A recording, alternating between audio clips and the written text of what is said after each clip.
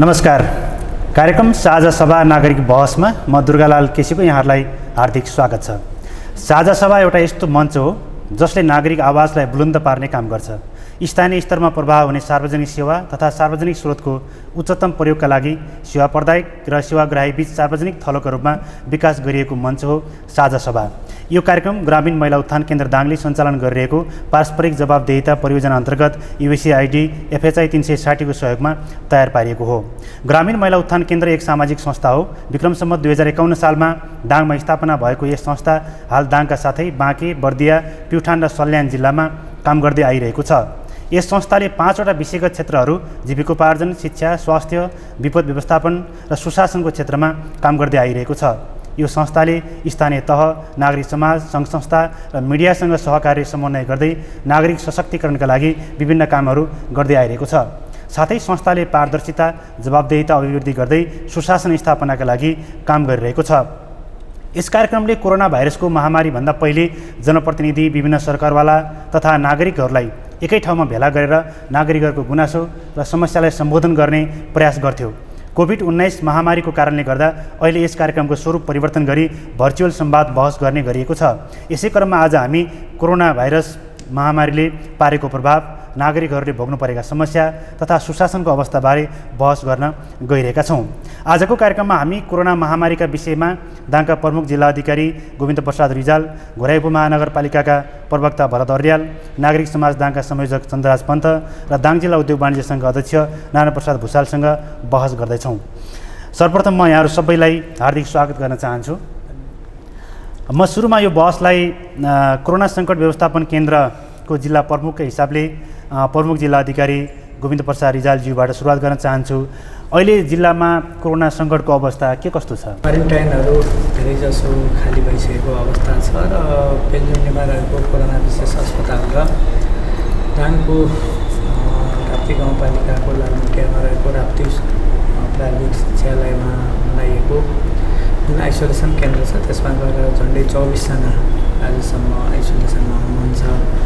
यद्यपि अब प्रदेश सरकार र सङ्घीय सरकारको निर्देशनअनुसार हामीले समुदाय स्तरमा पनि परीक्षण गर्ने कोसिस गरिरहेका छौँ र अहिले पछिल्लो समयमा गरेको परीक्षणमा सङ्क्रमितहरूको सङ्ख्या खासै बढेको अवस्था चाहिँ छैन। अहिले चाहिँ अब बढ्दो क्रममा नै देखिया छ।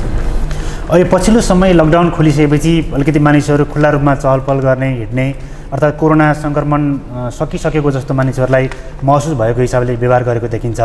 यसलाई अलिकति कोरोनाको अझै पनि समस्या छ भन्ने, जोखिम छ भन्ने कुरा बुझाउन के गर्न सकिन्छ होला? त्यस्तो केही काम भएको छ कि छैन? एउटा कुरा, अब लामो समयसम्म हामीले लकडाउनको अभ्यास गऱ्यौँ र लकडाउन समाप्त भए पश्चात पनि विभिन्न उद्योग, कल कारखाना, व्यवसायहरू सञ्चालन गर्नुपर्ने बाध्यता पनि थियो। कृषि लगायतको दैनिक कामहरू गर्नुपर्ने आवश्यकता पनि थियो र जसले गर्दाखेरि मानिसहरूको आवश्यकता अलिकति बढेको कि जस्तो देखिएको छ एकातिर।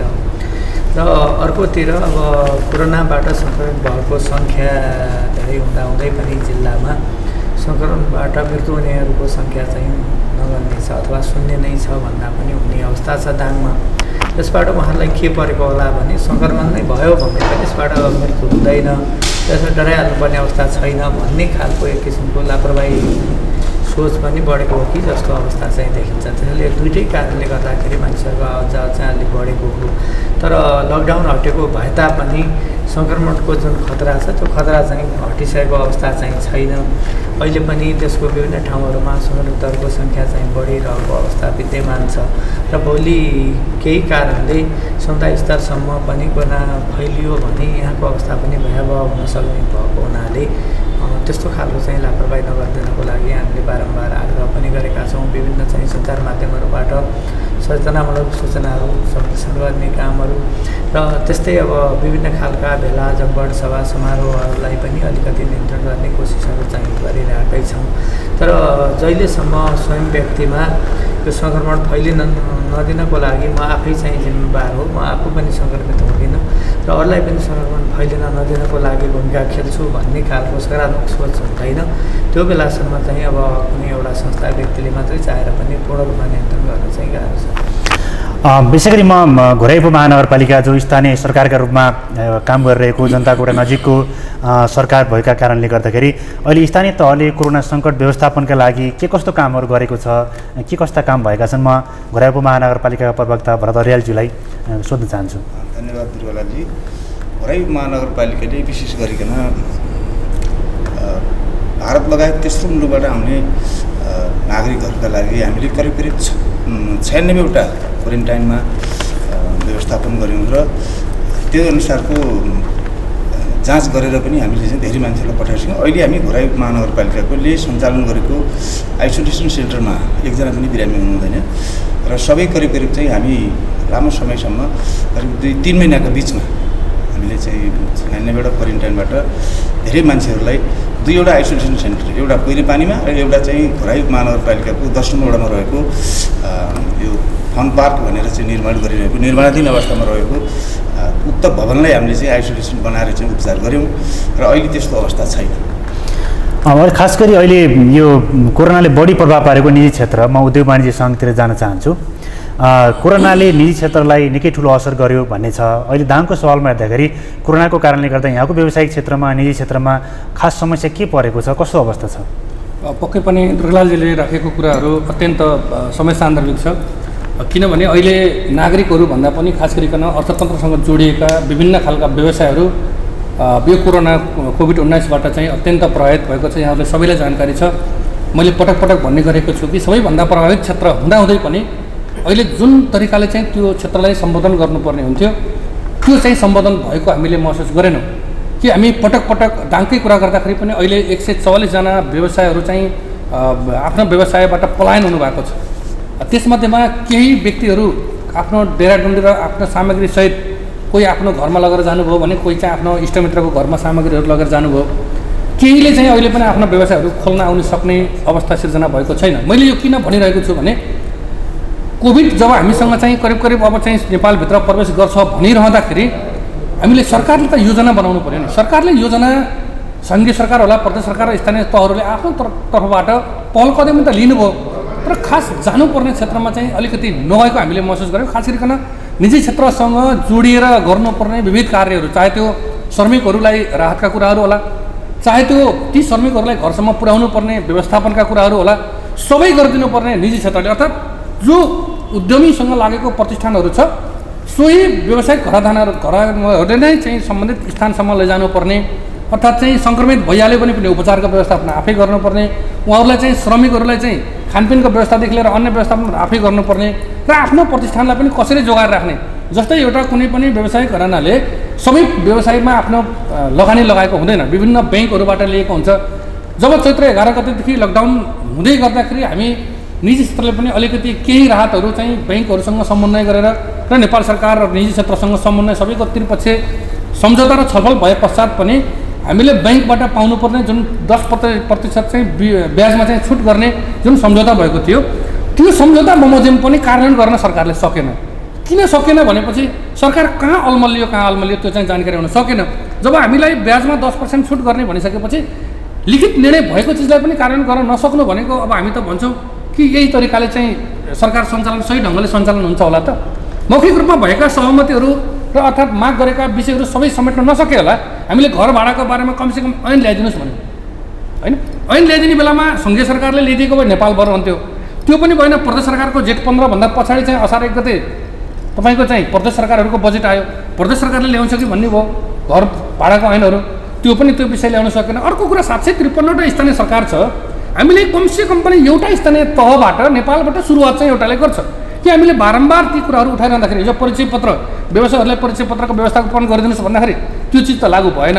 यो वर्षको घर भाडाको ऐन कमसेकम एउटा ठाउँबाट सुरुवात गर्नुहोस् भन्दाखेरि घर भाडाको ऐन नै ल्याउनु भएन कि उहाँहरूले ऐन त ल्याउनुहुन्छ विभिन्न खालका, तर खास परेको अप्ठ्यारोको बेलामा सहज गराउने अर्थात् व्यवसायहरूलाई बचाउने। मैले 144 जना भनिरहँदाखेरि 144 जना मात्रै होइन नि बेरोजगार हुने त, 144 जना उद्यमी बनाउनको लागि नेपाल सरकारको करोडौँ रुपियाँ खर्च हुन्छ। हिजो ती क्षेत्रमा लाग्ने व्यक्तिहरूलाई व्यवसायिक क्षेत्रमा ल्याउने बेलामा धेरै रकमहरू पनि खर्च भएको छ।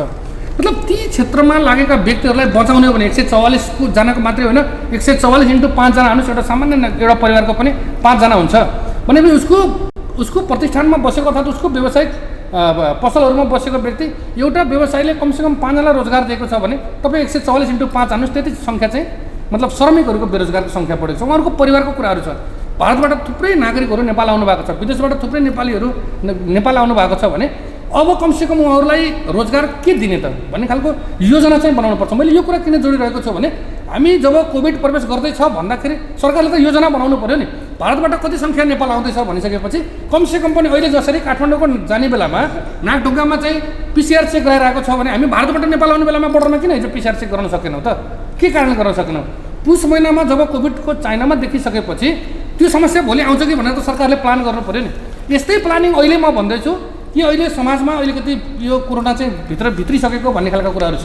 अहिले पनि विभिन्न जिल्लाहरूमा हेर्दाखेरि विभिन्न गाउँहरूमा चाहिँ अलिकति कलेक्सनहरू गर्दाखेरि स्याम्पल कलेक्सन गर्दाखेरि पनि पोजिटिभ देखिरहेको छ। दाङमा किन देखिएन भन्ने खालको कुरो, तपाईँको कोरोनाको टेस्टै छैन, टेस्ट नभए त कहाँबाट देखिन्छ? त्यस कारण चाहिँ अहिले जो आइसोलेसनमा एकजना पनि बिरामी छैन भन्दै हुनुहुन्छ हाम्रो प्रवक्ताज्यूले, आइसोलेसनमा बिरामी छैन भन्नुको मतलब के भने हामीसँग चेक जाँच नै छैन, चेक गरौँ त। मतलब हिजो जसरी 1100-1200 दैनिक चेक हुन्थ्यो त्यो तरिकाले चेक गऱ्यो भने के साँच्चै बिरामी छैन त? हामी के कोरोना मुक्त भएको हो त?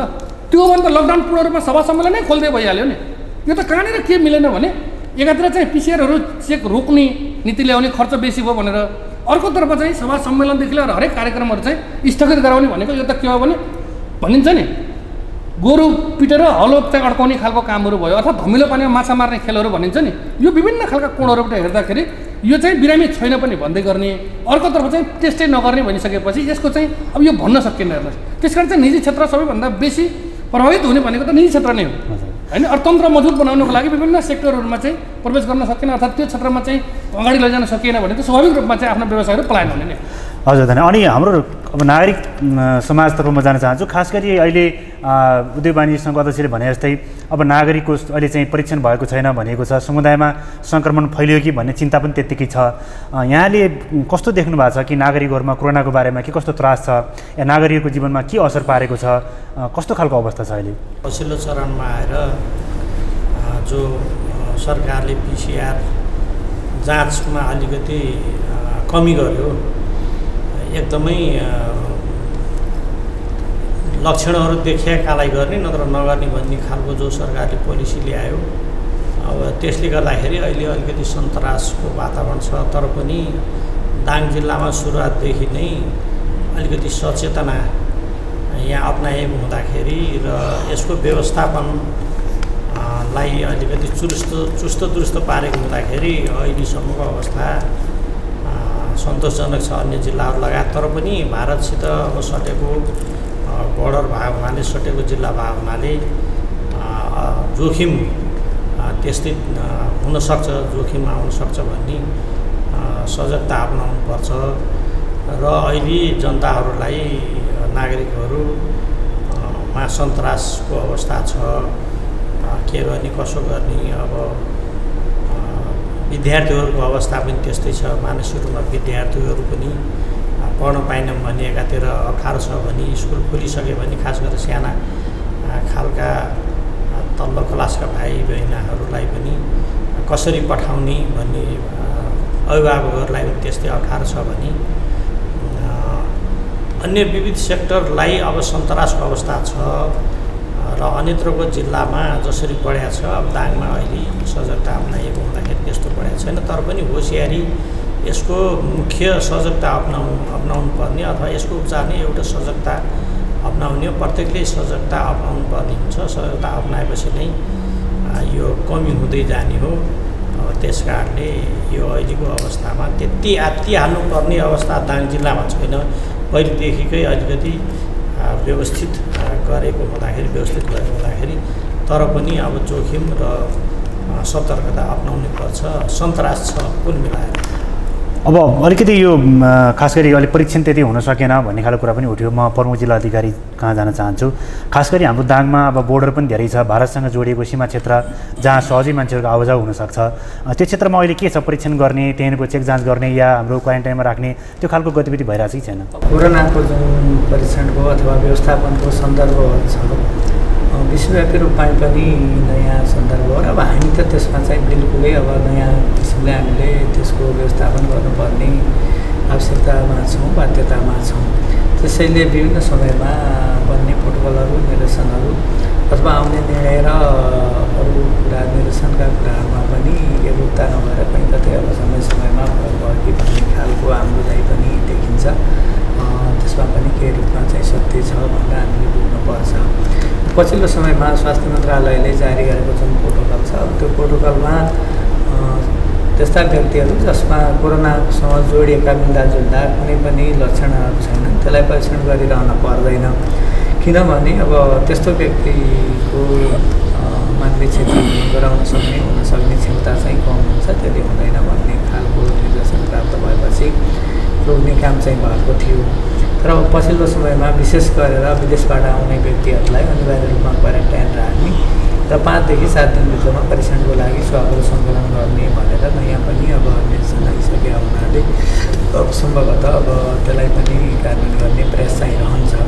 त्यस्तै गरेर अब हाम्रो खुला सिमाना भएको कारणले खुला सिमानाहरू प्रयोग गरेर हाम्रो जिल्लामा नै प्रवेश गर्ने जुन व्यक्तिहरू हुनुहुन्छ उहाँको प्रवेश बिन्दुमा नै नेपाली सेनाको सहयोगमा होल्डिङ गरेर राख्ने र उहाँहरूले सुरक्षित किसिमले क्वारेन्टाइन स्थलहरूसम्म पुर्याउने र त्यहाँबाट चाहिँ परीक्षणको व्यवस्था गर्ने कामहरू हामीले गरिरहेका थियौँ। र दाङको जुन सीमा जोडिएको जुन क्षेत्रहरू छ त्यो नाकाहरू अब औपचारिक किसिमले खुला भएर सञ्चालन भएको अवस्था चाहिँ छैन। यद्यपि अब कहीँ कतै लुकीछिपी आएको त्यस्तो छ भने योभन्दा अगाडि हामीले क्वारेन्टाइनमा ल्याएर परीक्षण गर्ने कामहरू गरेका थियौँ। केही समय राजपुर गाउँपालिकाको खाङ्रामा पनि झन्डै 60भन्दा बढी व्यक्तिहरूलाई त्यहाँ नै क्वारेन्टाइनमा राख्ने काम भएको थियो र उहाँहरू सबैको परीक्षण गरेर सङ्क्रमितहरूलाई आइसोलेसनमा राख्ने र परीक्षण गर्दाखेरि नेगेटिभ पाइएकाहरूलाई घर पठाउने कामहरू गरिरहेका थियौँ। र अहिले अरू नाकाहरूमा त्यसरी मानिसहरूको आवागमन छैन, किनभने अन्य जिल्लाहरूको तुलनामा हामी कहाँ यातायातको सुविधाहरू नभएको हुनाले ठुलो आवागमन चाहिँ हुँदैन। कोलाबास नाकातिरबाट केही व्यक्तिहरूको आवागमन हुन्थ्यो, तर त्यहाँ पनि अहिले पहिरोको कारणले सडक अवरुद्ध भएको अवस्था छ र यातायातका साधनहरू नचलेको हुनाले त्यहाँबाट पनि मानिसहरू आउजाउ गरिरहेको अवस्था चाहिँ छैन। यदि हाम्रो नाकाहरू प्रयोग गरेर मानिसहरू जिल्ला प्रवेश गर्ने अवस्था चाहिँ सिर्जना भयो भनेपछि पछिल्लो प्रोटोकल अनुसार हामीले ल्याएर क्वारेन्टाइनमा राख्ने परीक्षण गर्नुपर्ने जुन चाहिँ सरकारको निर्देशन छ त्यसको कार्यान्वयन गर्ने काम चाहिँ गर्छ। अनि दाङमा खास गरी पिसिआर परीक्षणको लागि राप्ती स्वास्थ्य विज्ञान प्रतिष्ठान तोकिएको छ। त्यहाँ 2वटा पिसिआर मेसिन भए पनि कतिपय समझदारी नहुँदा या चाहिँ यो कोरोना परीक्षणको शुल्क माग गरेको कारणले यहाँ परीक्षण हुन नसकेको भन्ने धेरै बिचमा कुराहरू आएको थियो र अहिले केही भैरवा र नेपालगञ्जमा पनि लगेर नमुना परीक्षण गरिन्छ भनिएको छ। दाङमा यो कोरोना परीक्षणका लागि के समस्या छ, अहिले हुन सकेको छ कि? स्वास्थ्य मन्त्रालयकै जुन प्रोटोकल आयो त्यो प्रोटोकलमा क्वारेन्टाइनमै बसेका आइसोलेसनमै बसेका व्यक्तिहरूमा पनि लक्षण देखिँदैन भने त्यस्ता व्यक्तिहरूलाई थप चाहिँ परीक्षण गरिरहनुपर्ने आवश्यकता हुँदैन। निश्चित दिन चाहिँ त्यहाँ हामीले होल्ड गरेर राखिसकेपछि सुरक्षित किसिमले उहाँहरूले आफ्नो घरमै होम क्वारेन्टाइनमा बस्नको लागि पठाउन सकिन्छ भन्ने भइसकेपछि प्रतिष्ठानले पनि अब हामी त्यही जुन सरकारको प्रोटोकल छ त्यसलाई पालना गरेर जाउँ न त भन्ने किसिमले उहाँले कुरा उठाउनु भएको हो। परीक्षणै गर्दैनौँ अथवा चाहिँ यो हुँदैन भन्ने खालको थिएन, तर बाहिर बजारमा आउँदाखेरि अब विभिन्न किसिमले चाहिँ आयो, त्यो कुरा होइन। म अब घोराइ महानगरपालिकातर्फ जान चाहन्छु। अघि हाम्रो उद्योग वाणिज्य सङ्घको अध्यक्षले भन्नुभयो कि घोराइमा मात्र 144वटा व्यवसायहरू विस्थापित हुनुभयो, व्यवसाय गर्ने वातावरण भएन, स्थानीय सरकारले केही योजना पनि बनाउन सकेन भन्ने कुरा आयो। भर्खरै पनि यहाँको नगरसभा सम्पन्न भएको छ, नीति कार्यक्रम पारित भएको छ, बजेट पनि यहाँको तयार भएको छ। यो कुरालाई केन्द्रित गरेर यहाँहरूले के काम गर्नुभयो कि गर्नु भएन, हुन सक्यो कि सकेन? हामी यो नगरसभाबाट नीति तथा कार्यक्रम र बजेट पास गरिरहँदा अब हाम्रो क्षेत्राधिकारभित्र पर्ने अब हामीले अनुरोध चाहिँ गरेका छौँ व्यवसायीहरू नकाम पर्नुभयो। कम्तीमा पनि व्यवसायीहरूलाई कति महिनाको भाडा चाहिँ तपाईँ छुट गर्न सक्नुहुन्छ भन्ने चाहिँ हामीले अनुरोध चाहिँ गरेका छौँ, किनभने हामीले बाध्यकारी उहाँहरूलाई बनाउने कुरा चाहिँ हामीलाई स्थानीय सरकार सञ्चालन अहिले कतै पनि यस्तो गर्नुपर्छ तैँले तेरो क्षेत्राधिकारभित्र यो पर्छ भन्ने कुरा हुन्थ्यो भने हामी गर्न सक्थ्यौँ। अब अहिले हामीले चाहिँ के गरेका छौँ त भन्दाखेरि घोराइ महानगरपालिकाभित्र नगरपालिकाले आफ्नो व्यवसाय प्रयोजनका लागि लगाइएका सटरहरूको भाडा चाहिँ जुन दिनदेखि लकडाउन सुरु भयो त्यस दिन पुरै हामी चाहिँ भाडा मिना गरेका छौँ। र अर्को कुरा हामीले प्रत्येक व्यवसाय भाडामा लगाउने कम्ती पनि घर धनीहरूलाई हामीले अनुरोध गरेका छौँ, तपाईँहरूले कति सक्नुहुन्छ त्यो भाडा चाहिँ छुट गरिदिनुहोस् भन्ने खाले कुरो पनि चाहिँ गरेका छौँ र हामीले अब नीति कार्यक्रम पास गऱ्यौँ यसचोटि। अब चैत्र 11 गतेदेखि चाहिँ हाम्रो बन्दाबन्दीको अवस्था नेपाल सरकारले चाहिँ लागू गर्यो र हामी त्यसपछि हामीले चाहिँ विकाससँग जोडिएका विशेष गरी सामाजिक विकासका क्षेत्रमा गरिने खर्च हामीले नगरसभा मार्फत त्यसलाई रकमान्तर गरेर विशेष कोभिड-19 को चाहिँ खर्चमा हामीले रकमान्तर गरेर खर्च गऱ्यौँ भने अब अहिले यस वर्षको चाहिँ नीति तथा कार्यक्रमको बजेट व्यवस्थापन गर्दा हामीले वडामा विनियोजन भएका प्रत्येक वडामा विनियोजन भएको बजेटमध्येबाट कम्तीमा पनि 20% बजेट विपद र स्वास्थ्यको क्षेत्रमा चाहिँ विनियोजन गरेका छौँ र त्यस्तो आपद विपद परेको बेलामा हामीले स्वास्थ्य खर्च गर्ने कुरा भयो। अब उद्यमी सङ्घको अध्यक्षले अब सङ्घीय सरकारले कम्तीमा एउटा नीति बनायो, त्यसको चाहिँ अक्षरशः पालना गरेन, प्रदेश सरकारले पनि त्यसलाई सम्बोधन गर्न पर्थ्यो, सम्बोधन गरेन भनेर चाहिँ भन्नुभयो। त्यो कुरा चाहिँ एक हदसम्म ठिक पनि हो। अब यसमा त हामी उहाँहरूसित सहकार्य गरेर जाने स्थानीय सरकार, हामी त उहाँहरूसँग सहकार्य गरेर जाने, कम्ती नीति बनाइदिने। ल स्थानीय सरकारले कम्तीमा पनि मर्केमै परेका विस्थापित हुनुलायकका चाहिँ व्यवसायहरूलाई कसरी सम्बोधन गर्न सकिन्छ भन्ने किसिमको एक खालको निर्देशन चाहिँ हामीलाई हुनुपर्थ्यो। त्यो निर्देशन नभएकै कारण हामीले आफ्नो हिसाबले चाहिँ आफ्नो नीति तथा कार्यक्रम र बजेट व्यवस्थापन गरेका छौँ। खास गरी अहिले पछिल्लो समयमा स्थानीय सरकारलाई अलिकति स्थानीय स्तरको गतिविधिमा समन्वय गर्ने सबै खालको काममा जिम्मेवारी भएका हिसाबले यो घोराइ क्षेत्रकैलाई मात्रै जोड गरेर हेर्दाखेरि यहाँको व्यवसाय कसरी बचाउने, कसरी यही वातावरणको बिचमा सहज बनाउने, व्यवसायलाई विस्थापनबाट कसरी रोक्ने भन्ने सवालमा व्यवसायीसँग अन्तर्क्रिया छलफल हुन नसकेको हो कि या चाहिँ उहाँहरूले तपाईँसँग समस्या नरहेको हो? व्यवसायी साथीहरूसँग कम्ती संस्थागत रूपले अब अनौपचारिक र औपचारिक रूपमा पटक पटक छलफल र वार्ताहरू पनि भए र कम्ती पनि कसरी जान सकिन्छ भन्ने किसिमको कुरा कम्ती पनि व्यापारी चाहिँ संस्थाको प्रतिनिधित्व गर्ने उद्योग उद्योगवादी सङ्घ चेम्बर अफ कमर्सका साथीहरूले पनि कम्ती पनि हामीले तपाईँहरूसँग यो किसिमको वातावरण बनाएर जान आतुर छौँ अथवा यो प्रस्ताव चाहिँ तपाईँहरूले कहाँ ल्याएर हामी छलफल गरेर अगाडि जान चाहन्छौँ भन्ने किसिमको एउटा आधिकारिक छलफलको सुरुवात चाहिँ भएको छ। हजुर, उद्योग वाणिज्य अध्यक्षज्यू, अब किन यहाँहरूले आफ्नो समस्याहरू समयमै स्थानीय सरकार समस्या राख्नु भएन, किन छलफल भयो? कोभिडको जुन समय थियो त्यो समयमा मलाई लाग्छ हाम्रो आदरणीय दाइ भरत अर्याल प्रवक्ता पनि हुनुहुन्छ, वडा अध्यक्षज्यूहरूलाई वास्तवमा फोन उठाउनेसम्म टाइम फुर्सद थिएन। हामीले राख्ने कहाँ हो भन्नुहोस् त? हामीले राख्ने नेतृत्वमा हो।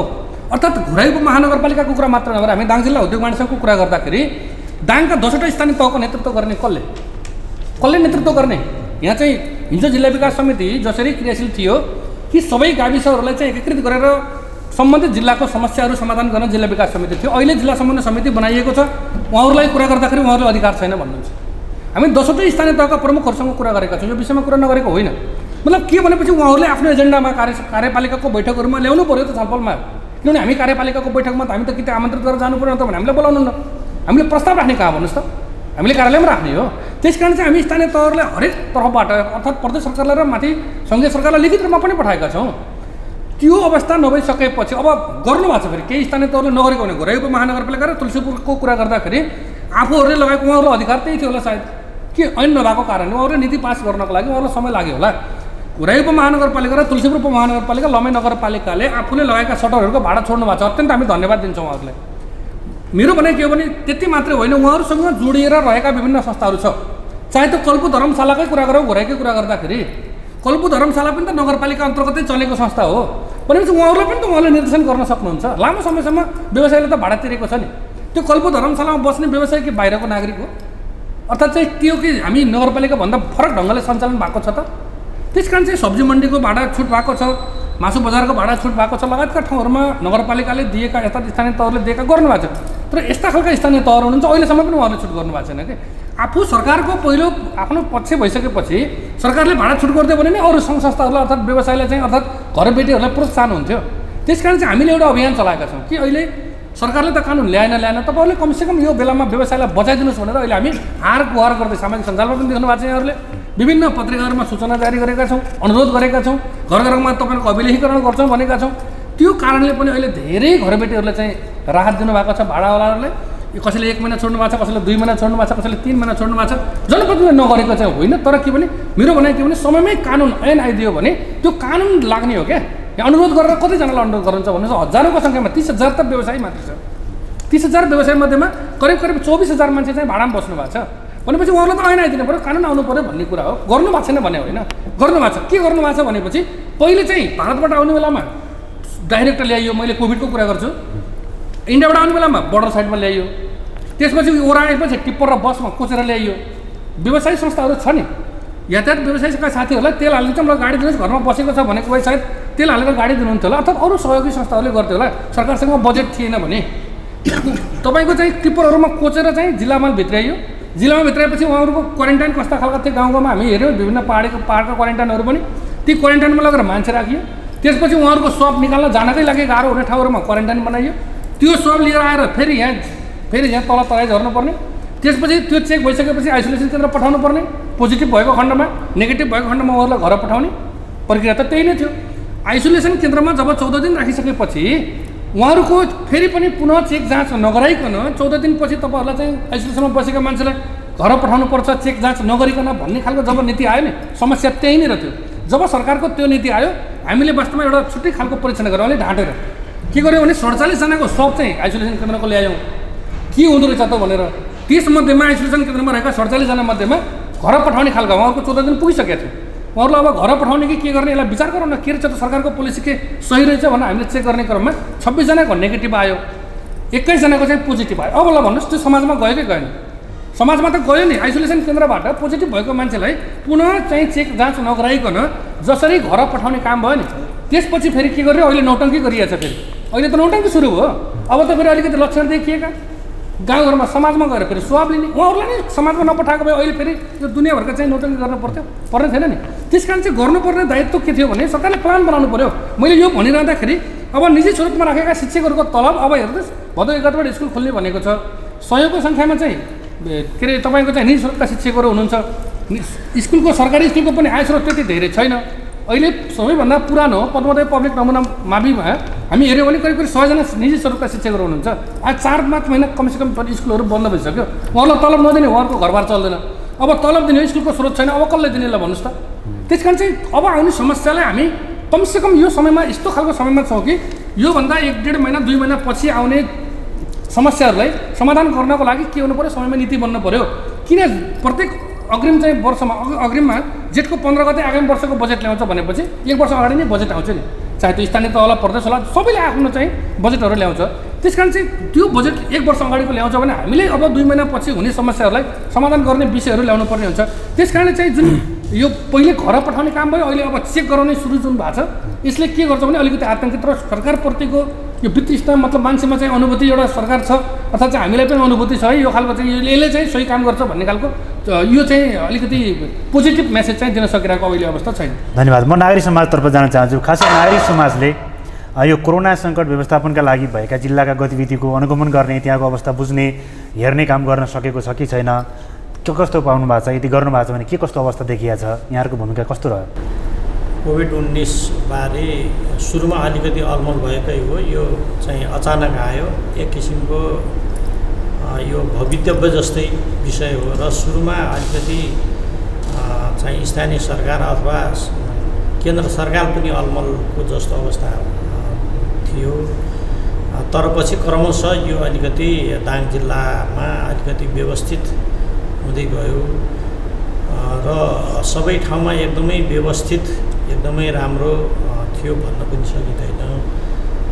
तर समग्रमा भन्दाखेरि अलिकति व्यवस्थित हिसाबले पछिल्लो चरणमा आएर भएको थियो र सुरुमा अलिकति चाहिँ अस्तव्यस्तताको अवस्था थियो। तर पनि जो हुनुपर्ने थियो त्यो अनुसारको जो केन्द्रको नीति निर्देशन थियो, निर्देशिका थियो त्यो पालना भएको अवस्था छ र दाङ जिल्लामा त्यो भारतबाट आउनेको सङ्ख्या असाध्यै धेरै भएको हुँदाखेरि र सुरुमा यहाँ त्योलाई अलिकति व्यवस्थित गर्न चाहिँ अप्ठ्यारो स्थानीय निकायहरूलाई परेको थियो र त्यसै गरी जिल्लामा पनि जो जिल्लामा यो समिति बनेको छ कोभिड-19लाई हेर्ने खालको समिति सिधै सहायक कोषमा र यसले अलिकति त्यसलाई व्यवस्थित गर्ने खालको जुन प्रयास गरेको थियो अब त्यो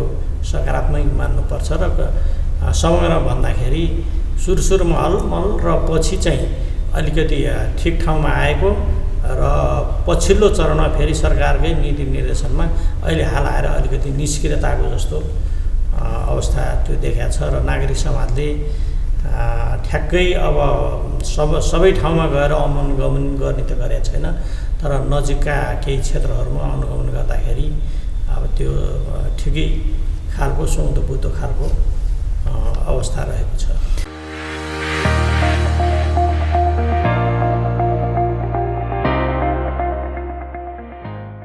नमस्कार, म गायिका ज्योति मगर। तपाईँ यति बेला हेर्दै हुनुहुन्छ सप्तरङ्गी एचडी टेलिभिजन, तपाईँको रोजाइको। आदरणीय दर्शक श्रोता, हामी कार्यक्रम साझा सभा नागरिक बहसमा छौँ। यो कार्यक्रम ग्रामीण महिला उत्थान केन्द्र दाङले सञ्चालन गरेको पारस्परिक जवाबदेहिता परियोजना अन्तर्गत युएसएआइडी FHI 360 को सहयोगमा तयार पारिएको हो। यो कार्यक्रम रेडियो, टेलिभिजन र युट्युबबाट प्रसारण हुन्छ। आज हामी कोरोनाले पारेको प्रभावका बारेमा छलफल बहस गर्दैछौँ। आजको कार्यक्रममा सहभागी हुनुहुन्छ दाङका प्रमुख जिल्लाधिकारी गोविन्द प्रसाद रिजाल, घोराई उपमहानगरपालिकाका प्रवक्ता भरत अर्याल, नागरिक समाज दाङका संयोजक चन्द्रराज पन्त र दाङ जिल्ला उद्योग वाणिज्य सङ्घका अध्यक्ष नारायण प्रसाद भुषाल। हामी बहसलाई फेरि अगाडि बढाउन चाहन्छौँ। म फेरि प्रमुख जिल्लाधिकारीज्यू कहाँ जान चाहन्छु। अलि पछिल्लो समय खास गरी लकडाउन खुकुलो भइसकेपछि सार्वजनिक यातायातका सवारी साधन चलेका छन्। ती सवारी साधनहरूमा सामाजिक दूरी कायम गर्ने र त्यो दूरीका आधारमा उनीहरूले भाडा दोहोरो 2 जना सिटको एउटा बस्यो भने 2 जना बराबरको भाडा लिने भन्ने खालको नियम बनाइएको थियो। गाडीहरूमा अलिकति सुरक्षाका विभिन्न मापदण्ड अपनाउने पनि भनिएको थियो। तर अहिले दाङमा हेर्दाखेरि अधिकांश गाडीहरूमा अघिपछि जस्तै एकदम भिडभाडपूर्ण तरिकाले यात्रुहरू हालेको देखिन्छ र ठाउँ ठाउँमा भाडा पनि दोहोरो लिइरहेको अथवा डबल लिइरहेको भन्ने पनि गुनासो छ। यसको बारेमा यहाँहरूले नियमन गर्न पाउनु भएको छ कि छैन? यदि त्यस्तो खालको अवस्था पाइयो भने केही कारबाही त्यस्तो केही प्रक्रिया भएको छ कि छैन? के छ अवस्था? अहिले पछिल्लो अवस्थाको मात्रै नभएर यहाँ प्रसङ्ग पनि उठ्यो समग्र व्यवस्थापनको विषयमा, त्यो विषयमा पनि छलफल गरौँ। मैले सुरुमै भनेको थिएँ कोरोनाको जुन सङ्कट छ त्यसको व्यवस्थापनको सन्दर्भमा हाम्रो अभ्यास नयाँ हो। योभन्दा अगाडि हामीले यो खालको विपद व्यवस्थापनको अभ्यास गरेका थिएनौँ। बाढी होला, पहिरो होला, भूकम्प होला, चट्याङ होला, अरूमा अब हामी सबैले संयुक्त किसिमले जाने, घुलमिल हुने, अब जे सकिन्छ आफ्नो तर्फबाट व्यक्तिगत संस्थागत किसिमले सहयोग गर्ने, खोज उद्धार लगायतका पुनर्स्थापनाका कामहरू गर्ने गरेका थियौँ। तर अहिले हामीले कोरोनाको सन्दर्भमा के भयो भने ठुलो भिडभाडहरू गर्न पनि नमिल्ने, सामाजिक दूरी पनि कायम गर्नुपर्ने, सकेसम्म सङ्क्रमित र त्यसको चाहिँ शङ्का भएको व्यक्तिहरूसँग सम्पर्कमा पनि आउनु नपाइने, यो हुँदाखेरि हाम्रो ठ्याक्कै अहिलेसम्म हामीले गरिरहेको विपद व्यवस्थापनको जुन अभ्यास थियो त्यसको ठ्याक्कै उल्टो अभ्यास चाहिँ हामीले गर्न पर्यो र यो गर्ने सन्दर्भमा कहीँ कतै चाहिँ अलिकति अलमल भएको अवस्था चाहिँ हो। त्यो अलमल अब सबै तहमा देखियो भन्ने अर्थमा चाहिँ बुझ्नुपर्छ जस्तो चाहिँ लाग्छ। अब विभिन्न ठाउँहरूबाट स्वदेशबाट पनि र भारत लगायतको विभिन्न देशहरूबाट आउने व्यक्तिहरूको सङ्ख्या एकै पटकमा ठुलो सङ्ख्यामा थियो र त्यसलाई व्यवस्थापन गर्नको लागि हामीका पूर्वाधार पनि थिएन।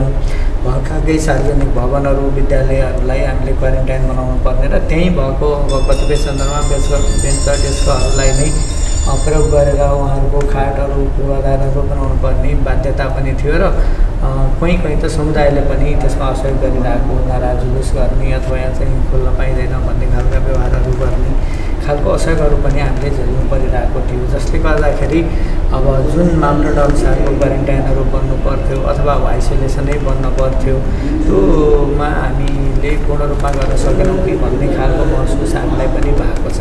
यद्यपि अब हजारौँको सङ्ख्यामा, 10,000को सङ्ख्यामा जिल्ला प्रवेश गरेका व्यक्तिहरूलाई विभिन्न ठाउँमा क्वारेन्टाइनमा लिने, महिनौसम्म उहाँहरूको खानपिन लगायतको अरू कुराहरूको व्यवस्थापन गर्ने, परीक्षणको व्यवस्था मिलाउने, परीक्षण गरिसकेपछि पनि उहाँहरूलाई हामीले तोकेको आइसोलेसन केन्द्रहरूमा राखेर उपचार गर्ने र सुरक्षित र स्वस्थ बनाएर घरमा पठाउने सन्दर्भमा स्थानीय पालिकाहरू, विभिन्न सङ्घ संस्थाहरू, विभिन्न चाहिँ परीक्षण प्रयोगशालाहरू, स्वास्थ्य कर्मीहरू, सुरक्षाकर्मीहरू सबैको चाहिँ महत्त्वपूर्ण सहयोग रह्यो र जसले गर्दाखेरि हामीले यो हदसम्मको व्यवस्थापन गर्न सक्यौँ जस्तो मलाई चाहिँ लाग्छ।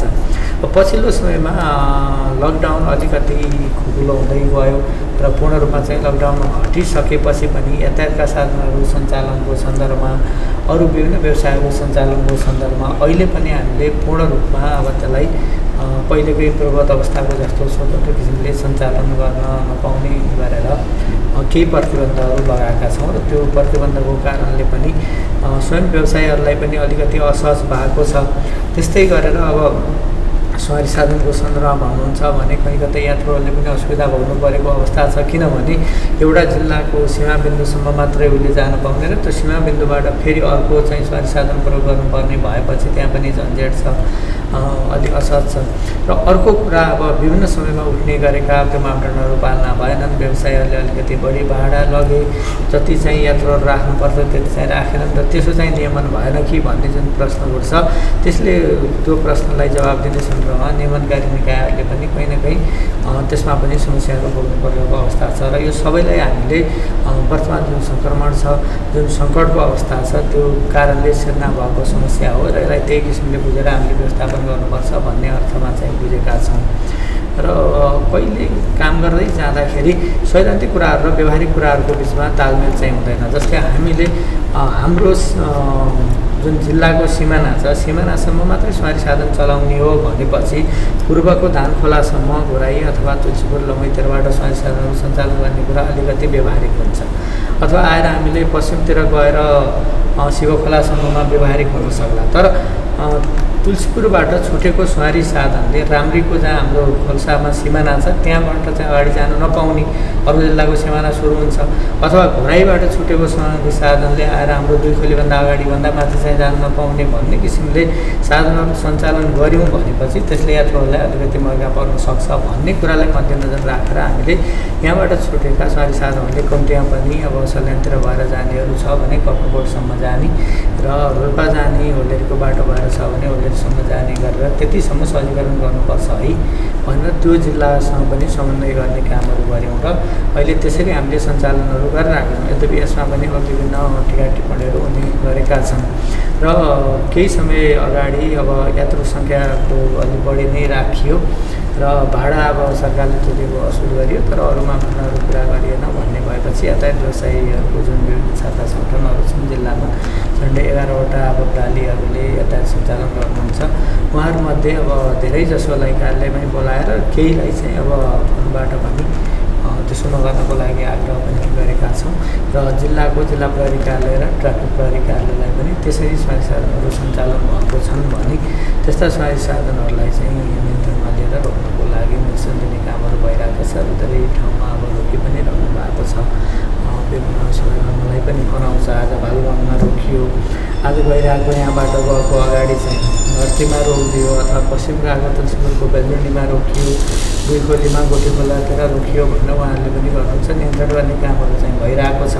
अब सुरुमा नै मैले भने यति भन्दै एउटा कुरा अब कोरोनाको सन्दर्भमा सधैँ भनिरहेको र सबैले बुझ्नुपर्ने कुरा के हो भने जबसम्म व्यक्ति आफै चाहिँ सचेत हुँदैन, जागरुक हुँदैन, ऊ आफैले त्यो सङ्क्रमण फैलियो भने यसबाट मलाई हानि हुनसक्छ है भन्ने किसिमले यसलाई ग्रहण गर्दैन, नियन्त्रण गर्ने कुराहरू त्यति सहिलो छैन।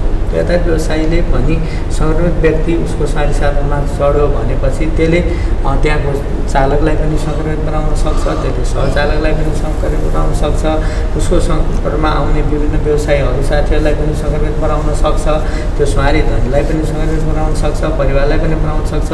यो कुरालाई मध्यनजर राखेर सरकारले कम मान्छे राख्न भनेको है र त्यसबाट हामीलाई मर्का पर्छ भनेर भाडाको कुराहरूमा चाहिँ बढोत्तरी गरेको मैले त्यसरी चाहिँ लिनुपर्छ भन्ने किसिमले उहाँहरूले पनि अलिक सकारात्मक सोचका साथमा सञ्चालन गरिदिनुपर्छ। न कि यो मौका पऱ्यो अब यहाँनिर ट्राफिकमा आँखा छल्न सक्यो, यहाँनिर प्रहरी रहेनछ, यहाँ कोही छैन, होटलमा पनि राखिहालौँ, बनोटामा पनि राखिहालौँ अथवा एक सिट भनेको ठाउँमा 2 सिट राखिहालौँ, यही बेला चाहिँ अलिकति आम्दानी गर्न सकिन्छ भन्ने किसिमले लिनुभयो भनेपछि त्यो नियन्त्रण गर्न त नियन्त्रण त हामी गर्छौँ नै, तर त्यो नियन्त्रण गर्ने कुरा चाहिँ अलिकति असर चाहिँ हुन्छ। म घोराई उपमहानगरपालिकातिर जान चाहन्छु। खास गरी अहिले घोराई उपमहानगरपालिकाले सञ्चालन गरेका अधिकांश क्वारेन्टाइनहरूमा अहिले मानिसहरू छैनन्, आइसोलेसन सेन्टरहरूमा पनि पहिले जस्तो अहिले त्यति भिडभाड समस्या पनि छैन। यस्तो अवस्थामा अहिले नयाँ आउने मान्छेहरू जो चाहिँ भारतबाट आउँछन् या अरू देशबाट आउँछन् उनीहरूलाई नयाँ भित्रिनेहरूलाई कसरी व्यवस्थापन गर्ने खालको काम भएको छ या त्यति घर पठाइन्छ कि के गरिराखेको छ? अब हामीले यो पछिल्लो मापदण्डअनुसार कम्तीमा पनि अब विद्यालयहरूलाई क्वारेन्टाइन बनाउने कुरा भन्दा कम्तीमा पनि त्यो भारत लगायत तेस्रो मुलुकबाट आउने मान्छेहरूलाई घरमै क्वारेन्टाइनको होम क्वारेन्टाइनको व्यवस्था गरेका छौँ। सुरक्षित तरिकाले घरमा बस्नुहोस् र र पहिले चाहिँ हामी 14 दिनसम्म सुरक्षित घरमा बसिसकेपछि त्यसपछि स्वास्थ्यकर्मी गएर उसलाई जाँच गर्न पर्ने या नपर्ने भन्ने कुरा हुन्थ्यो। अब त 5 दिन 7 दिन मात्रै चाहिँ बसेर त्यसको PCR चाहिँ अनिवार्य टेस्ट गर्ने भन्ने जुन कुरा आइरहेछ, हामी त्यो तरिकाबाट अब जाने तयारीमा छौँ। अहिले बिचमा हामी क्वारेन्टाइनहरू हटिसकेपछि पनि धेरै सङ्ख्यामा मान्छेहरू भारत लगायत तेस्रो मुलुकबाट आउने आदरणीय नागरिकहरूलाई हामीले घरमै सुरक्षित तरिकाले हाम्रो स्वास्थ्यकर्मीको सल्लाहअनुसार हामीसँग जति जनशक्ति जस्तो स्वास्थ्यमा काम गर्ने जनशक्ति हुनुहुन्छ हामीसँग जस्तो अवस्थामा हुनुहुन्छ र उहाँहरूको सल्लाहले कम्ती पनि त्यहाँको समुदायसँग अब समुदायले पटक्कै मान्दैन। अब एउटा बस अहिले नारायणजीले एउटा कुरा गर्नुभयो, सबै सरसल्लाह गरेको भए त हामीले पनि बस पठाउँथ्यो बेला त्यसबेला ट्रकमा हालेर ल्याउने कुरा भयो भन्नुभयो। नगरपालिकाकै ड्राइभर ट्रकमा हालेर चाहिँ ल्याउने, अब त्यो सामाजिक दूरी कायम गर्नुपर्ने थियो, पछाडिको टिप्परमा हाल्दा उसको परिवारले उसलाई घरमै जान्थ्यो। एउटा बस चाहिँ गराएर रजिनामा बस्ने एउटा ड्राइभर त्यसलाई अनुरोध गरेर तँलाई PPE लगाइदिन्छु, ल कम्ती भयो भने कोइलाबासम्म लिन जानु त भाइ भनेर अत्यन्त अनुरोध गरिसकेपछि 24 घन्टा 25 घन्टा भइसक्यो त्यहाँ आएर बस्नुभएका मान्छेहरू लिन जा भन्दाखेरि त्यसलाई घरबाट निकालिदिने सिस्टम। यस्तो बेलामा कहाँ लगेर राख्नुहुन्छ त्यसलाई? यस्तो स्थिति पनि सुरुमा अलि अपवाहका रूपमा चाहिँ फैलाइयो। अब समुदाय टोल विकास संस्थाका अध्यक्षहरू एकदम पुरा मास उतारेर चाहिँ जनप्रतिनिधिका घर घेर्ने काम पनि गर्नु, यो अलिक बढी बुझाइ पनि हाम्रो भयो। अब अहिले पछिल्लो समयमा यो रोग लागिसकेपछि अलिक खतरनाक रोगै होइन, अनि पोजिटिभ भए आइसोलेसनमा गए, आइसोलेसनबाट पुनः टेस्ट गरेर पुनः परीक्षण गरेर आउँदा चाहिँ फेरि नेगेटिभ भएर घरमा आए सुरक्षित भएर बसेका छन्।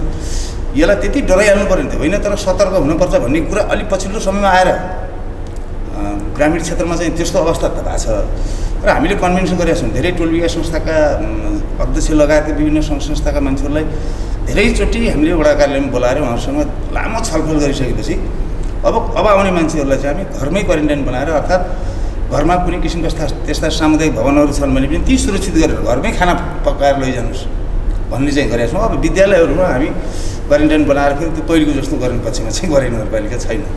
अलिकति बिचमा यहाँले उठाए जस्तै कतिपय ठाउँमा टोल विकासले नागरिकहरूले क्वारेन्टाइन राख्दा या बाहिरबाट आउने मान्छे टोलमा आउँदा या क्वारेन्टाइनमा काम गर्ने मान्छेहरू या स्वास्थ्यकर्मीहरू आउँदा पनि विरोध गर्ने, टोलमा प्रवेश गर्न नदिने खालको समस्या आयो। यो हामीले अलिकति चेतनाको कुरामा हामीले ध्यान दिएनौँ कि नागरिकलाई बुझाउन सकेनौँ कि के भयो? के ठाउँहरूमा चाहिँ त्यस्तो किसिमको कुराहरू त आए र त्यसलाई मसिनो ढङ्गले यी सबै भाइ छोरा हाम्रै हुन्, यदि तपाईँको घरमा त्यो तपाईँकै छोरा पनि विदेशबाट आएको भए के गर्नुहुन्थ्यो? यहाँतिर तपाईँ स्कुलको छेउमा तपाईँको घर छ र तपाईँको छोरा इन्डियाबाट आएको भए के गर्नुहुन्थ्यो? बस्नु दिनुहुन्थ्यो भन्ने ढङ्गले पनि हामी त्यसरी प्रस्तुत भएर पनि कन्भिन्स गर्ने कुरा चाहिँ भए र केही ठाउँहरूमा चाहिँ अलिक उत्तौलो पाराले भनौँ न एकदम गैर जिम्मेवारी ढङ्गले चाहिँ पनि प्रस्तुत हुने कुरा पनि आए र त्यसबेला त्यही किसिमको डर सन्तास पनि थियो वास्तवमा सुरुमा। अब त्यो त्यसै बेलामा चाहिँ इटलीमा त्यो ट्रक चाहिँ मान्छे ल्याएर फन्ने कुर्ने गरे पनि दृश्यहरू देखाए मान्छेहरूले। 81 भारतबाट चाहिँ लाखौँको सङ्ख्यामा भनौँ न अब 250-300जना मान्छे एक रातमा आउँदाखेरि के किन हुन्छ भन्ने चाहिँ भयो पहिले नै सुरुमा कतै त्यस्तो भए तापनि पछिल्लो समयमा टोल विकास संस्था त्यहाँका सङ्घ संस्थाहरूले सबैले साथ नदिएको भए स्थानीय जनप्रतिनिधिहरूलाई वास्तवमा गाह्रो चाहिँ थियो त्यो विषय। त्यो पछिल्लो समयमा उहाँहरूले राम्रो साथ दिनुभयो र हामीलाई सजिलो पनि भयो। अहिले खास गरी म अलिकति नागरिक समाजसँग जोड्न चाहन्छु। यो नागरिकको बिचमा अहिले जुन एउटा भौतिक दूरी कायम गर्ने, कोरोनाबाट बच्ने भन्ने कुरा त आयो सुरक्षाको हिसाबले, तर सँगसँगै अलिकति मानवता पनि हरायो कि भन्ने पनि धेरै ठाउँमा प्रश्न उठेको छ। मान्छेले एउटा गाउँमा नयाँ मान्छेलाई प्रवेश गर्न नदिने, कतिपय ठाउँमा बाटो बन्द गर्नेसम्म कामहरू पनि भए, या कोही मान्छे बाहिरबाट आयो उसको PCR परीक्षण गर्दा पनि परिवारको एकजनामा पोजिटिभ आयो, अरूमा देखिएन भने अरू बाँकीलाई पनि टोलमा बस्न नदिने खालका ठाउँमा घटना पनि आए। यो तपाईँले के पाउनुभएको छ? नागरिकको बिचमा एउटा यसले कोरोनाले गर्दा मानवीय नाता, मानवीय मूल्य मान्यतामा पनि यसले के असर गरेको छ कि कस्तो देखिन्छ? यो पहिले कोभिड-19 अत्यन्तै खतरनाक रोग हो भन्ने जस्तो सुरुमा भान भयो र विदेशहरूमा त्यस्तो देखियो पनि, तर पछिल्लो चरणमा नेपालमा आउँदाखेरि मान्छेको एउटा जो एनर्जी छ, जो स्वस्थ मान्छे छ, त्यसलाई खासै त्यस्तो प्रभाव पार्दैन भन्ने खालले गर्दाखेरि अलिकति पछिल्लो चरणमा आएर तपाईँले भने जस्तै मानवीय संवेदना हराएको जस्तो अथवा त्यस्तो खालको पछिल्लो चरणमा छैन। सुरुवात चरणमा के हो भने अब एकदमै सङ्क्रमित आइगयो भने त पुरै गाउँ शाखा पार्छ अथवा पुरै समुदाय फैलिन्छ भन्दाखेरि अलिकति त्यस्तो खालको कतै त्यो अवस्था आएकै हो, गाउँमा पस्न नदिने र उसलाई एकदमै बन्देज गर्ने अवस्था आएको हो। तर पनि केही टोलकाले र अब भनौँ स्थानीय सरकारका प्रतिनिधिहरूले त्यसलाई व्यवस्थित गर्नुभएको हो सुरुमा, र अहिले त्यस्तो अवस्था छैन र मान्छेहरूले बुझ्दैको पहिली अब त्यो अचानक आयो र त्यति चेतना पनि थिएन त्यस विषयमा, र अहिले पछिल्लो चरणमा आउँदाखेरि त्यस्तो अवस्था छैन र मान्छेहरूले धेरै कुरा बुझिसकेको अहिलेको अवस्था छ। त्यस कारणले अब त्यस्तो अवस्था अहिलेलाई छैन र जो यदि सुरुमा त्यस्तो नगर्दा भए अझ सङ्क्रमित पनि फैलिने थियो।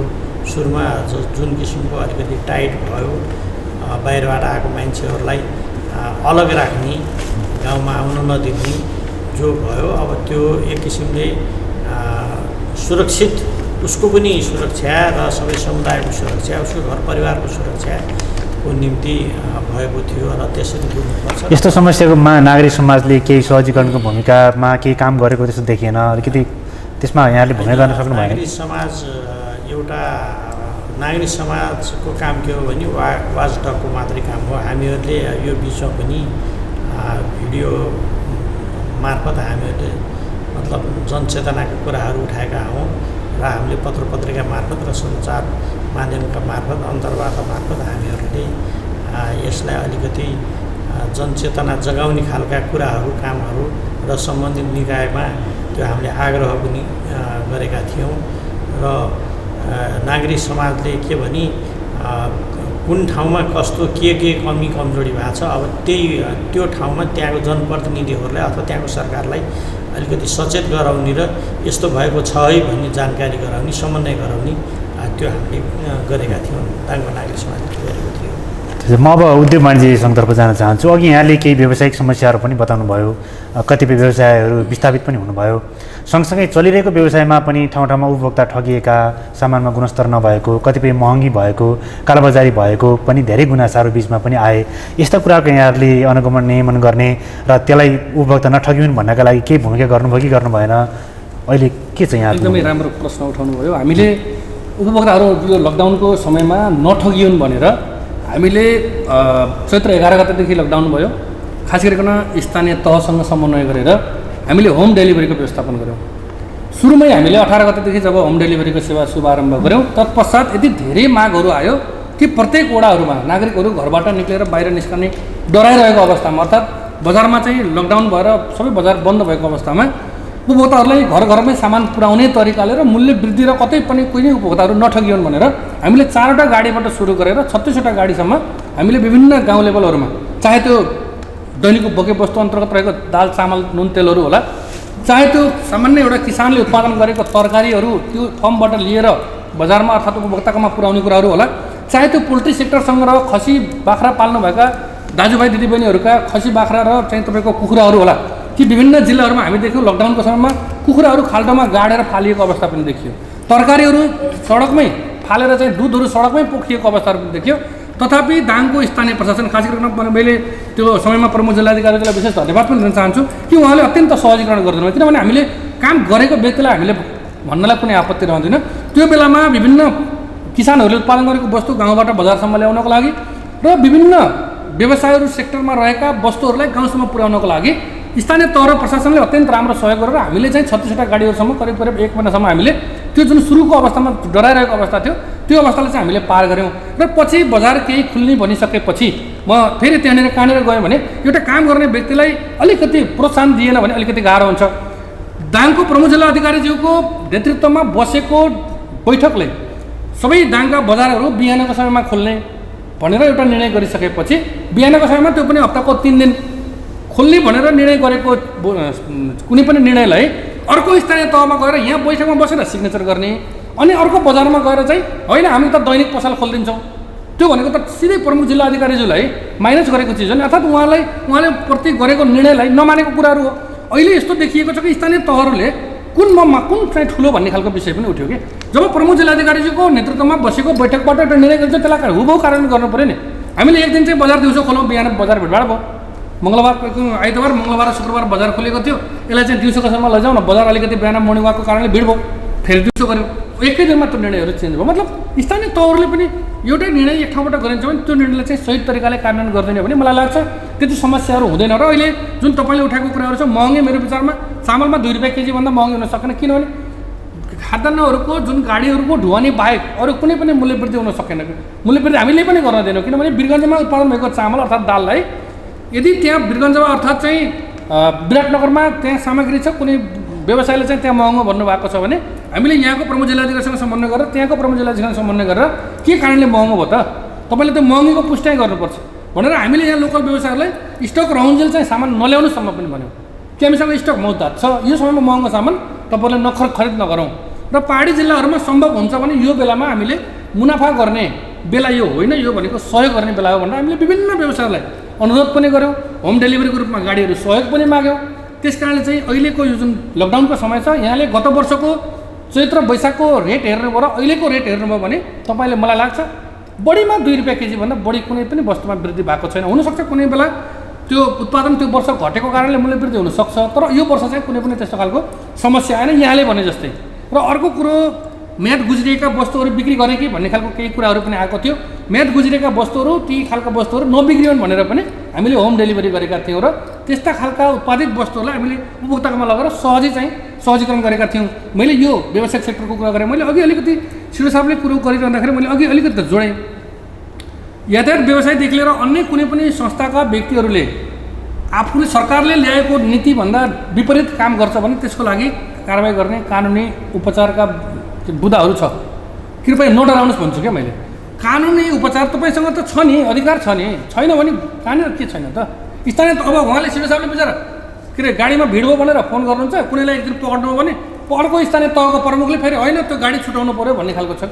किनभने जनप्रतिनिधिहरूले पनि काम गर्ने एउटा सुरक्षा निकायको प्रमुखलाई काम गर्ने वातावरण त बनाउनु पऱ्यो नि। हुन त हाम्रो पनि दायित्व होला हो, एकदम चाहिँ सहजीकरण गर्नुपर्छ। समस्यामा परेका अप्ठ्यारोमा परेका मान्छेहरूलाई खास गरिकन के हो त समस्या नै परेको छ भने त्यसलाई सहजीकरण गर्ने एउटा पाटो भयो। त्यो कुनै व्यक्तिले अप्ठ्यारो काम गरेको छ अर्थात् गलत काम गरेको छ भने त्यसलाई चाहिँ सम्बन्धित ठाउँसम्म नपुर्याउँदै बाटोबाटै फोन आउने 10 ठाउँबाट फोन आउने, त्यो स्थानीय तहबाट मात्रै होइन, त्यो प्रदेश होला सङ्घ होला माननीयहरू हुनुहुन्छ होला, कति हुनुहुन्छ कामै गर्न अरू पाउनुहुन्न कि। मतलब यो खालको स्थिति चाहिँ अहिले देखेको छ। अर्को कुरो मैले नागरिक समाजका संयोजकजीलाई पनि अलिकति यो अत्यन्त राम्रो काम भयो हाम्रो भनेको त वाचडग मात्रै हो भन्नुभयो क्या। यो कति राम्रो काम भएको देख्नु भएको छ त, के समस्या केही पनि होइन त्यसो भए सबै ठिक छ त। सबै ठिक भएको भए यो दैनिक रूपमा चाहिँ मोडेलहरू सङ्घीय सरकारले चेन्ज गर्छ किन गर्नु पर्थ्यो, किन यतिका दुःख पाउनु पर्थ्यो। यति धेरै नागरिकहरूले उठाएको आवाज त्यसो भए त सबै नागरिकको सबै ठिक रहेछ नि।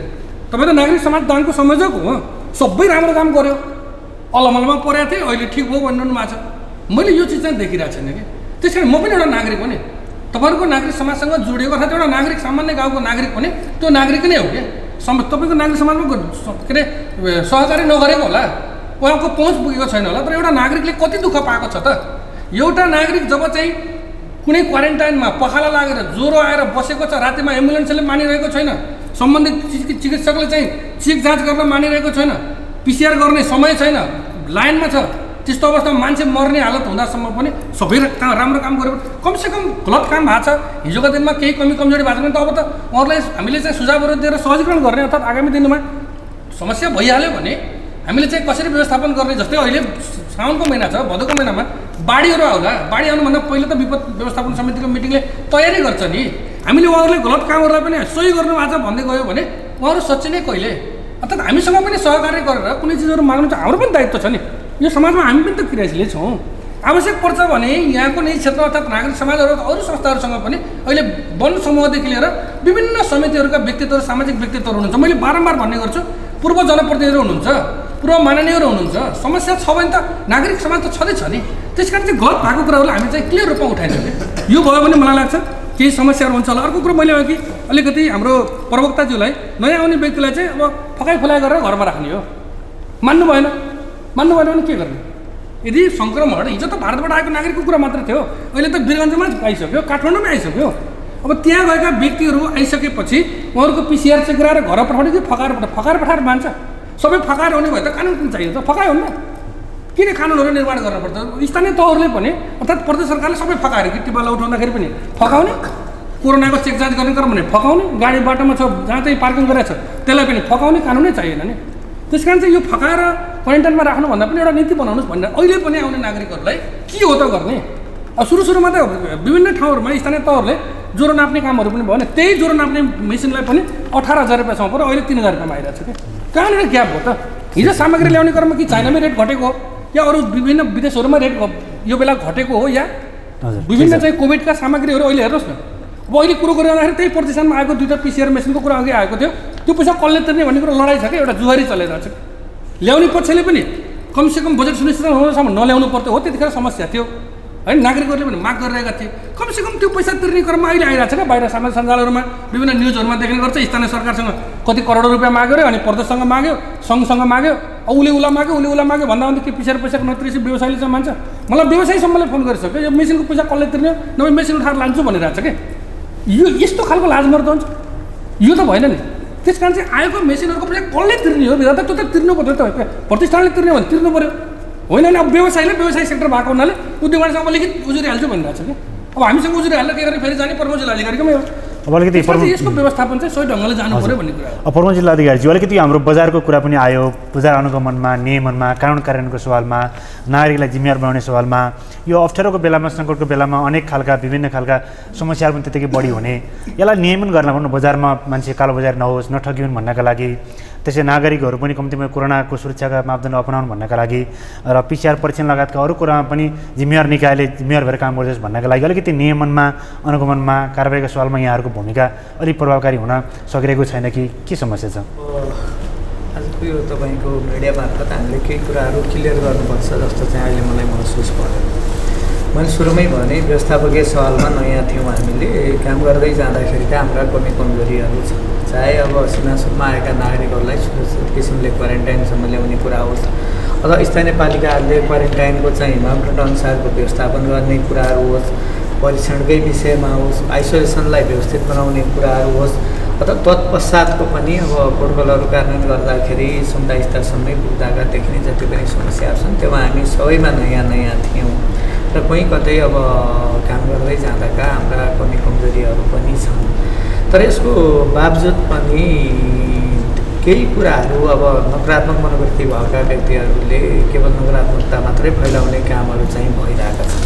जस्तो कि नारायणजीले भन्नुभयो मेसिनरीमा पैसा माग्यो भन्ने कुराहरू अब धेरै उछालियो, तर त्यही मेसिनरीले 15-20 परीक्षण भएको नभए त अहिलेसम्म पनि मान्छे चाहिँ क्वारेन्टाइनमा हुन सक्थ्यो नि त। त्यसले कति खर्चको सिर्जना गर्थ्यो, अहिले पनि क्वारेन्टाइनमा बसेको मान्छेहरूको लागिरहेको खर्चको हिसाब गर्ने हो भने त मेसिनकै पनि मूल्यभन्दा बढी जान सक्ला नि। त्यो बाटोबाट हामी विश्लेषण गर्दैनौँ। एउटा कुरा आयो त्यसलाई चाहिँ हामीले उठाइदिइहाल्छौँ।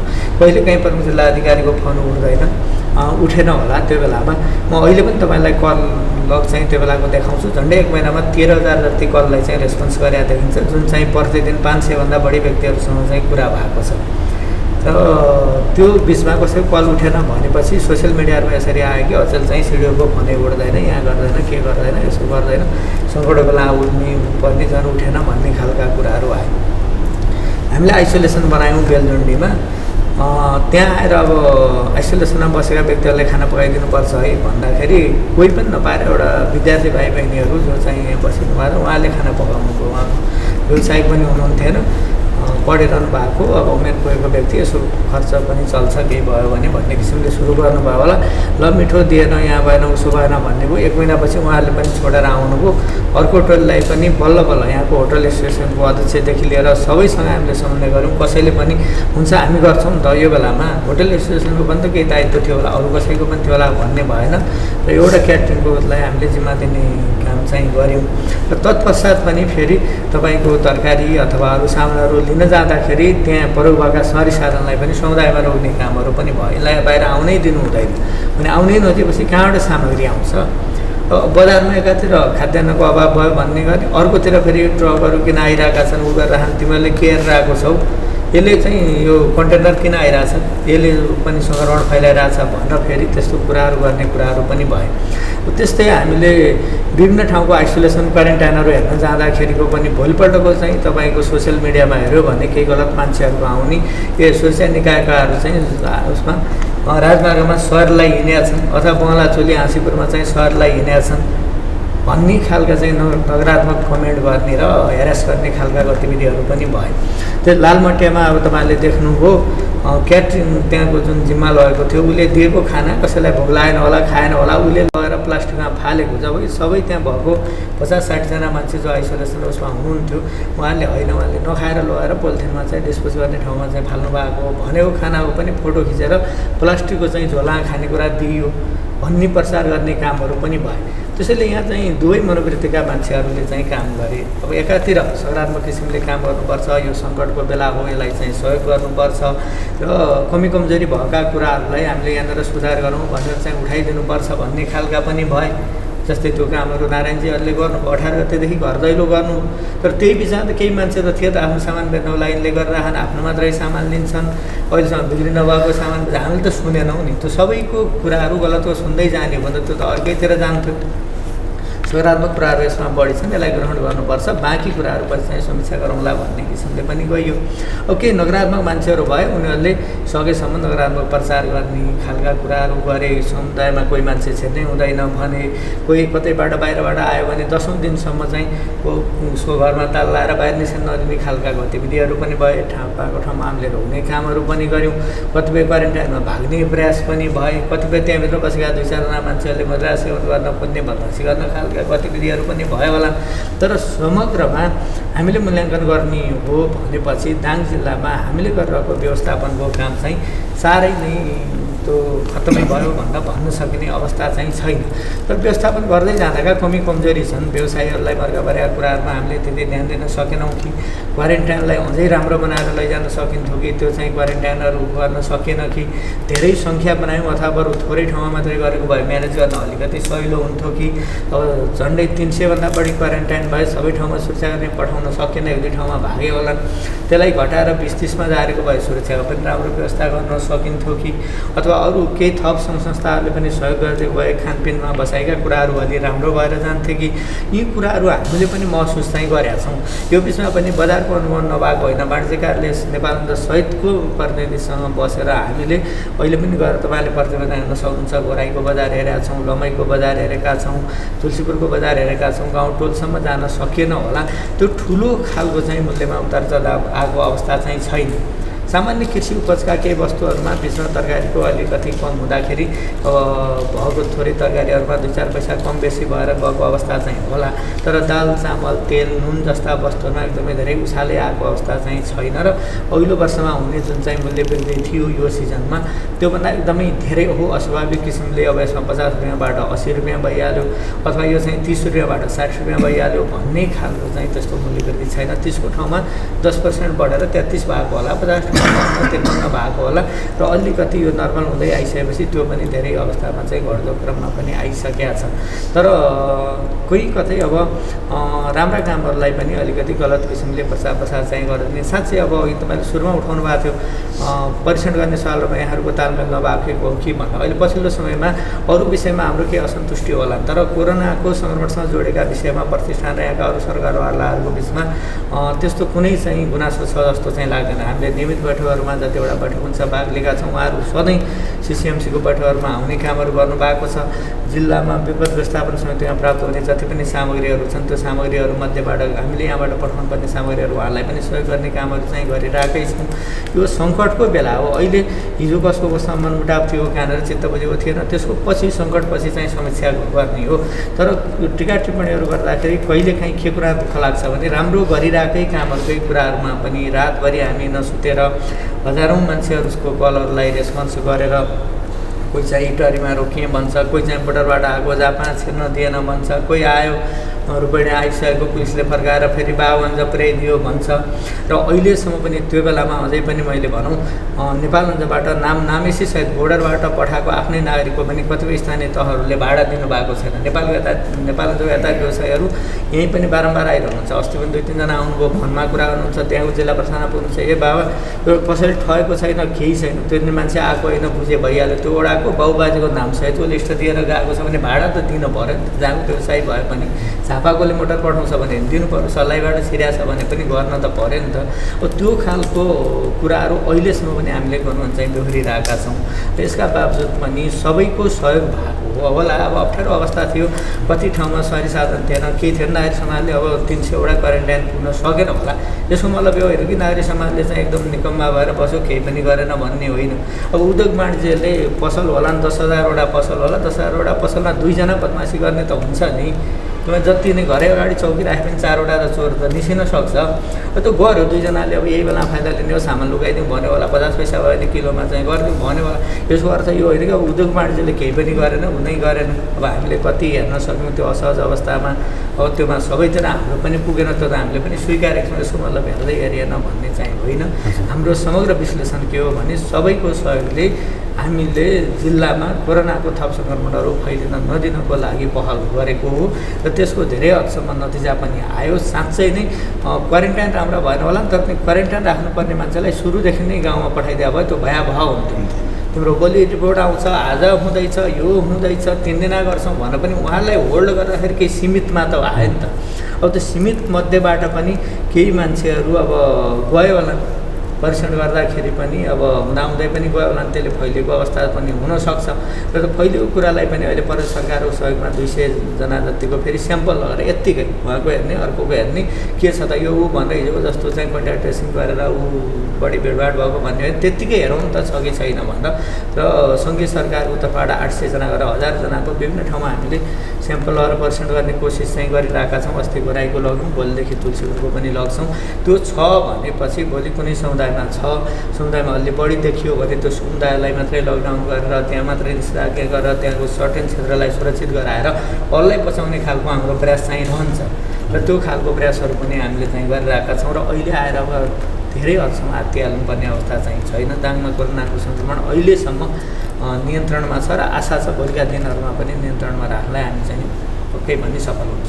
हजुर, धन्यवाद। हामी अब कार्यक्रमको अन्त्यमा आइपुगेका छौँ। म अन्तिममा हाम्रो घोराइपु महानगरपालिका को प्रवक्ताजीलाई सोध्न चाहन्छु। खास गरी सुशासनको दृष्टिकोणले हेर्दाखेरि हाम्रो यो कोरोनाको प्रतिकार्यमा भएका कामहरूको खर्चको विवरणहरू सार्वजनिक गर्ने, हामीले यति खर्च गऱ्यौँ, हामीसँग यस्तो बजेट छ भन्ने खालको अलिकति सुशासनका दृष्टिकोणले गर्नुपर्ने जति कामहरू छन् त्यस्ता कामहरू भएको देखिँदैन। यसमा अलिकति हाम्रो त्यसमा चासो नपुगेको हो कि या सुशासनको छुट्टै नीति नभएको हो कि के कारणले गर्दा यस्ता कुरामा अलिकति हामी पारदर्शी हुन सकेको होला? अहिले पनि हामी यसलाई खर्चको व्यवस्थित तरिकाले पारदर्शिता कायम होस् भन्ने हिसाबले हामीले प्रत्येक वडामा त्यसका सार्वजनिक सुनवाईहरू यस्ता किसिमका बहसका कार्यक्रम राख्ने योजना चाहिँ बनाएको छौँ। खास गरिकन अहिले पनि भारत लगायत तेस्रो मुलुकबाट आउने मान्छेहरू क्रमशः आउने क्रम चाहिँ जारी नै छ। हामीले करिब अब ती आउने मान्छेहरूको अब आउँदैनन् भन्ने किसिमको चाहिँ एक खाले हामी कन्भिन्स भइसक्यौँ भने हामीले चाहिँ त्यसलाई अलिक सार्वजनिक गरेर व्यवस्थित गर्ने योजनाका साथ हामी तयारीमै छौँ। विशेष गरी अब गत आर्थिक वर्षको हिसाब किताब हामीले चाहिँ कोभिड-19 का सन्दर्भमा गरेका खर्चका विवरणहरू पनि हामीले व्यवस्थित गरेरै राखेका छौँ।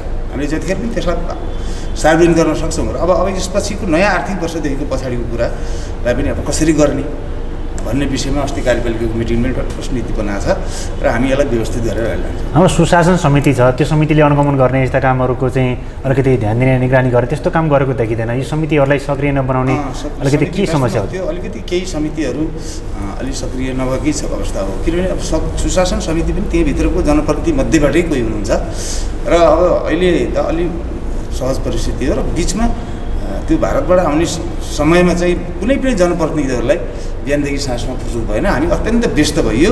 त्यस कारणले पनि यो विषयमा अलिकति ध्यान नपुगेकै हो।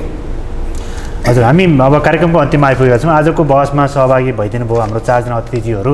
म सबैलाई धेरै धेरै धन्यवाद दिन चाहन्छु। यो साझा समाज नागरिक बहस कार्यक्रम नागरिकका समसामयिक सवालमाथि छलफल गर्ने कार्यक्रम हो। यसमा हामीले आज महामारीको क्रममा खास गरी कोरोनाले पारेका प्रभाव, यसका लागि भएका प्रतिकार्य र त्यसक्रममा नागरिकले भएका समस्याका विषयमा केन्द्रित रहेर हामीले आजको बहस गऱ्यौँ। आजको कार्यक्रममा सहभागी भइदिनु भयो हाम्रो प्रमुख जिल्ला अधिकारी गोविन्द प्रसाद रिजाल, घोराइपु महानगरपालिकाका प्रवक्ता भरत अर्यालज्यू, त्यसै गरी नागरिक समाज दाङका संयोजक चन्द्रराज पन्त र दाङ जिल्ला उद्योग वाणिज्य सङ्घका अध्यक्ष नारायण प्रसाद भुषालज्यू चारैजनालाई म धन्यवाद दिन चाहन्छु र यो कार्यक्रम ग्रामीण महिला उत्थान केन्द्र दाङले सञ्चालन गरिरहेको पारस्परिक जवाबदेहिता परियोजना अन्तर्गत USAID FHI 360 को सहयोगमा तयार पारिएको र यो कार्यक्रम टेलिभिजन रेडियो र युट्युबबाट प्रसारण हुन्छ। आजको कार्यक्रममा सहभागी भएका सबैलाई म फेरि धन्यवाद दिँदै आजको कार्यक्रमबाट बिदा हुन चाहन्छु। धन्यवाद, नमस्कार।